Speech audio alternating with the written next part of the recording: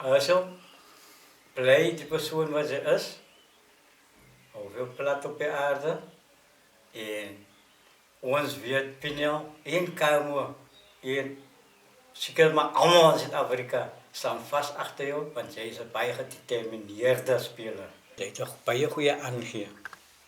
Dus ek maar so, ek gaan nou wel, ek het saggies vir jou sê, ek wil nie vir hulle praat, ek gaan wel alleen vat, maar sy moet bereid wees om saam met my op te loop en so aan.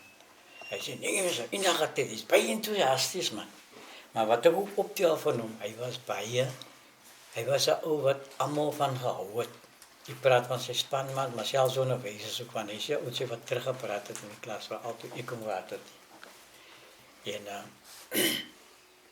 En hy het gauw opgevang wat 'n man vir hom nou leer en so aan.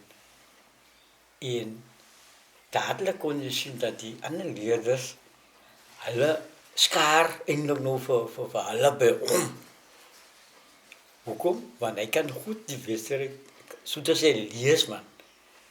En later, soos hy nou ouer word en die ander ouderdom doet maak, kom ons maar kaptein. En ek sê vir hom, as hy gaan nou die span, link die onder 11. En die man net, elke keer as ons in die moeilikheid is, dan, ek weet nie wat het aangegaan met hulle, maar hy teken net elke keer die wenpunte aan. As ons in die moeilikheid is, dan kon hy die span. Later, toe sê ek vir hom, so, ek gaan nou jou gebruik, hier vir die 12 span, aflosspan, want hy het mos goeie spoed mos nog, want hy kon of die hier op 2 of so. En toe gebruik ek hom later in, hy is van toe wen hulle nog al die jaar die aflos met hom in. Toe sê ek, die oudje, dat is mos magic.